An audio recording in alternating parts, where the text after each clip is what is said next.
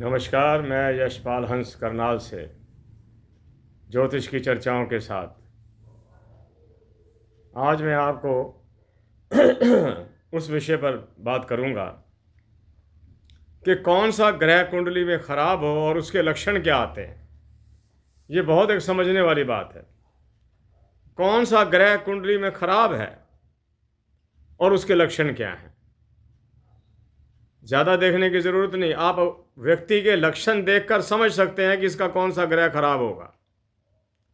अगर किसी का सूर्य खराब है, मैं वीडियो को छोटा करने की कोशिश करता हूँ इसलिए थोड़ा तेज़ी से बोल जाता हूँ। अगर किसी का सूर्य खराब है, उसका विवाह देरी से होगा। देरी कितनी भी हो सकती है। और अगर लगन में बैठ गया है और उसके दूसरे और 12वें स्थान पर कोई ग्रह नहीं है, तो सुनिश्चित समझिए विवाह देर से ही होगा। और किन परिस्थितियों में होगा, ये प्रभु ही जानते हैं। और जिसका सूर्य खराब हो, उसको समाज में यशोगायन नहीं मिलता, प्रतिष्ठा नहीं मिलती, कर्जे में डूबा रहता है। और अगर कहीं सूर्य अष्टम में बैठा हुआ हो तो उसका सारा जीवन ही ऋण में निकल जाएगा। यह सूर्य की दुर्बलता है। सूर्य में यह कमजोरी है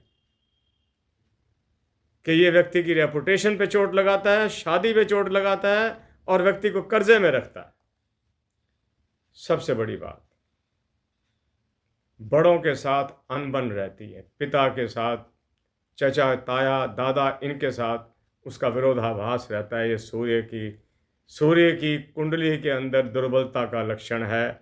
अगला चलता हूं, चंद्रमा अगर व्यक्ति का कमजोर हो, पहली बात तो ये, उस व्यक्ति को वहम का रोग होगा।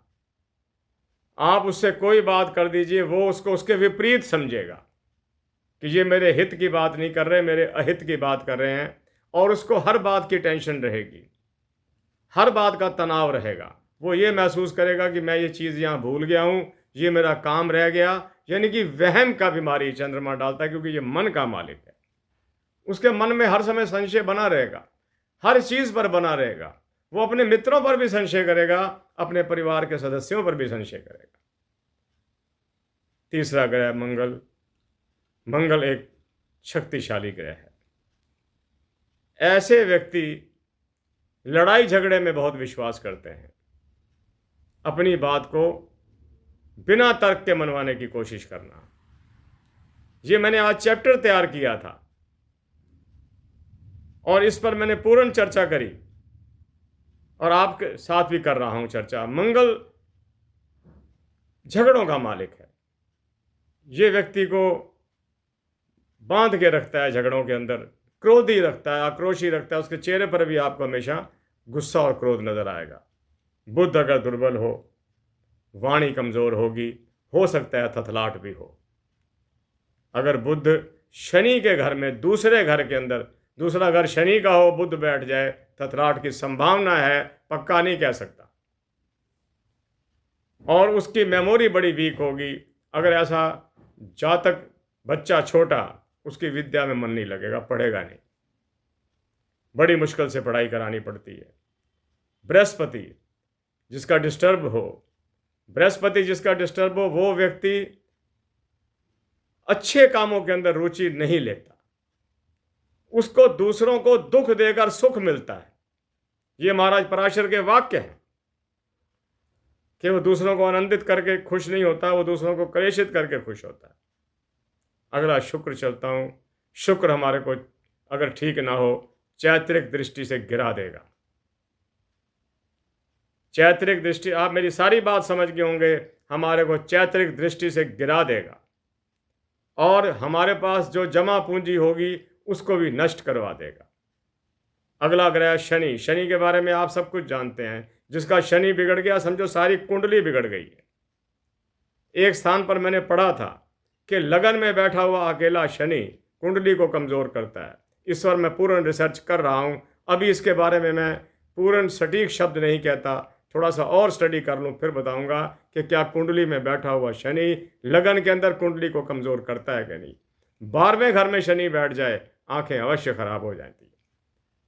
उसको सूखापन रहता है, आँखों के अंदर ड्राइनेस रहती है, और पानी बार बार डालना पड़ेगा या कोई ऐसी दवाई डालनी पड़ेगी जिसके कारण आँखों की ग्रीस बनी रहे। 12वें घर का शनि बहुत अच्छे परिणाम नहीं देता, क्योंकि उसकी सीधी दृष्टि जो है वो चली जाती है वाणी स्थान पर। आदमी गंदा बोलना शुरू कर देता है। कई बार ऐसे लोगों से लड़ पड़ेगा जो पूजनीय होते हैं, जो पूजनीय लोग होते हैं उनसे लड़ पड़ेगा, और इस तरह करते करते वो समाज में अपना रुतबा बहुत ज़्यादा गिरा लेता है। अगला ग्रह राहु। राहु व्यक्ति को ये सिखाता है कि तू अनैतिक तरीके से धन कैसे कमा। जो लोग अनैतिक तरीके से धन कमाते हैं, आपको उनका राहु भी कहीं ना कहीं खराब मिलेगा। केतु कभी कमा कर खाने की आदत नहीं देता, वो कोई ना कोई ऐसा तरीका अपनाता रहेगा जो मर्यादा की सीमाओं से परे होगा। ये थे आज के 9 ग्रहों के अशुभता के। किसी दिन मैं आपको इनके शुभ होने के लक्षण, वो तो मैं पहले बताता भी रहता हूँ आपको, जब ये शुभ होते हैं तो कितने अच्छे काम कर जाते हैं, कितना अच्छा इंसान को बना देते हैं, कितना ऊंचा चढ़ा देते हैं। जितने भी योग बने हैं वो अच्छे ग्रहों के कारण बने, जितने भी दुर्योग बने हैं वो ग्रहों की बुराई के कारण बने। ज्योतिष के लेखकों ने, निर्माणकर्ताओं ने, पराशर जी ने, भृगु जी ने दोनों बातें लिखी, अच्छी भी बुरी भी। वो कहते हैं इसी का नाम तो गणित है, इसी का नाम तो विज्ञान है, हम दोनों चर्चाएं करें। तो इसी के साथ मैं आज की वार्ता को समाप्त करता हूँ।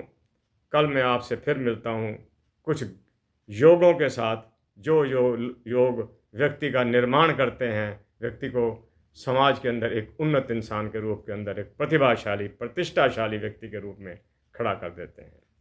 आप सुखी रहो, आपका परिवार आपकी आज्ञा में खुश रहे, धन की कमी ना हो, हर चीज़ का आपके पास बहुतायत हो, आप खुश रहो, संतानें आज्ञा में रहें।